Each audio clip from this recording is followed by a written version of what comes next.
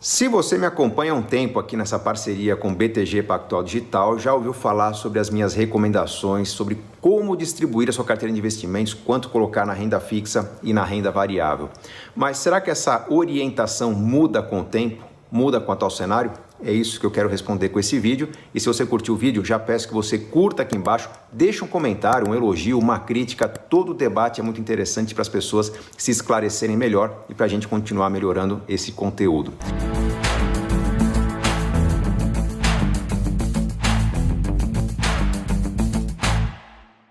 Bom, quanto alocar para renda fixa e renda variável?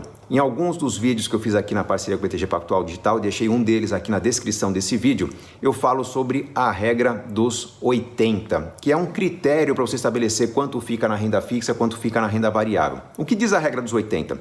Subtraia a sua idade do número 80 e o resultado dessa conta é quanto que você pode ter na renda variável. Então, por exemplo, eu, Gustavo Cerbasi, tenho hoje 46 anos, 80 menos 46 resulta em 34. Então, poderia ter até 34% da minha carteira em renda variável e os outros 66% em renda fixa.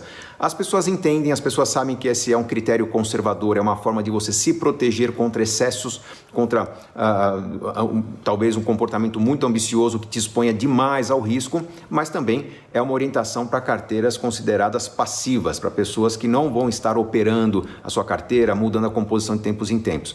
Mas num cenário de taxa Selic muito baixa, um cenário de taxa Selic que desestimula as pessoas a comprarem títulos públicos, a investir em fundos DI, há um questionamento. Será que a regra dos 80 continua funcionando? E a resposta é que sim, mas com sabedoria. O que é com sabedoria? Nós temos que entender qual que é o papel da regra dos 80. O papel é não me expor de uma maneira que, diante de uma grande crise, diante de uma grande oscilação na renda variável, eu me sinta inseguro, ansioso com aquilo que eu estou construindo. As pessoas investem para conquistar a independência financeira, para conquistar um grande projeto na vida, para montar um negócio no futuro.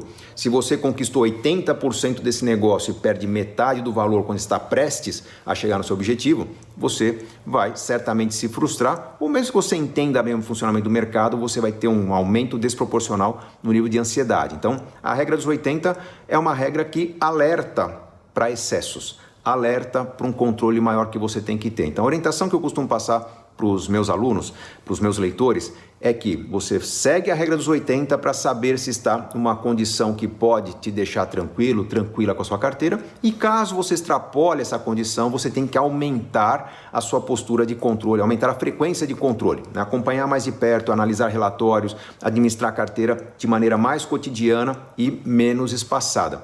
Então vamos entender que a regra dos 80 é uma recomendação que a gente passa para quem tem aquela gestão mais distante. A pessoa tem uma agenda muito ocupada, não quer perder tempo com os investimentos, estará tranquilo, tranquila ao ter uma carteira com uma composição que de tempos em tempos será rebalanceada. Mas vamos lá. Você está seguindo a regra dos 80, você está tranquilo, mas você começa a ficar desanimado com o rendimento da renda fixa. O que fazer? Vamos entender que nós colocamos o conservadorismo da carteira nessa parcela maior que a regra dos 80 nos convida a ter, mas temos que levar em consideração qual que é o propósito dessa parcela maior. Em tempos de taxa Selic elevada, quando nós tínhamos 8, 10, 15% ao ano de rendimentos, fazia todo sentido. Com taxa Selic baixa, há duas mudanças a fazer. Uma delas, talvez mudar a regra dos 80 para um padrão que se usa em países desenvolvidos há mais tempo, chamado de regra dos 100. Então, vou pegar a regra dos 100 e subtrair minha idade. Talvez sim.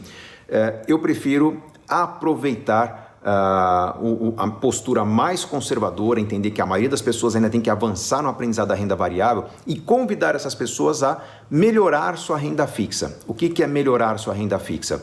Você vai continuar com aquela parcela de renda variável dentro do escopo que a regra dos 80 convida para você, e aquela parcela de renda fixa você vai avaliar o que realmente precisa ter liquidez, como, por exemplo, um dinheiro alocado num fundo DI para lidar com emergências no curto, médio prazo. Então tem que ter 3, 6, 10 meses do meu consumo mensal numa reserva de emergências. Eu continuarei com esse dinheiro num bom fundo DI, num bom CDB. Talvez, né, se eu já tenho uma carteira madura, administrada há alguns anos, boa parte do meu dinheiro que está num fundo DI ou numa LCI, numa LCA está para vencer nos próximos meses, eu posso até abrir mão de liquidez e deixar uma reserva de emergências com 80% em produtos que estão para vencer nos próximos 2, 3 meses e outros 20% com uma liquidez um pouco menor, produtos para vencer daqui a 6 meses, por exemplo. Então, começar a abrir mão de liquidez para poder ter desempenho melhor é um dos caminhos. Só que há uma grande parcela da renda fixa que não é para reserva de emergências, ela é para compor uma estratégia de solidez dos ganhos, de solidez daquilo que eu estou conquistando, ou seja, eu lucrei nos últimos anos, eu não quero perder parte do que eu lucrei, então eu vou direcionar o meu dinheiro para outras formas de renda fixa. Quais são essas formas? Fundos imobiliários, por exemplo. Gustavo, fundos imobiliários não é renda variável? Sim, as cotas oscilam no home broker, mas o propósito do fundo imobiliário é trazer rendimentos consistentes, é trazer rendimentos constantes e uma boa carteira de fundos imobiliários, ou um fundo de fundos imobiliários, né? o chamado o FOF, né? Fund of Funds, é uma boa estratégia para você ter um rendimento consistente, com um ativo que é caracterizado como renda variável, mas que pode se enquadrar na parcela de renda fixa da sua carteira. Uma outra solução para pessoas que já são mais maduras em relação ao aprendizado sobre investimento, já entendem um pouco mais do mercado, é você alocar uma parte da sua carteira de ações dentro da parcela de renda fixa. Como assim, Gustavo? Sim, você pode interpretar as suas ações pagadoras de dividendos, as suas ações que foram compradas com maior critério de conservadorismo para gerar renda para você, como uma parte da renda fixa da sua carteira. Então, aquela grande pizza de investimentos que você tem, a grande parte dessa pizza que é alocada à renda fixa, ela pode ter fundos imobiliários, pode ter ações pagadoras de dividendos, pode ter ativos de renda fixa com menor liquidez, mas a sua parcela correspondente à reserva de emergência estará num produto de renda fixa de liquidez imediata, provavelmente rendendo alguma coisa perto de 100% do CDI, como tradicionalmente sempre se fez. Então muda o comportamento. Com isso nós não estamos mudando nenhuma regra.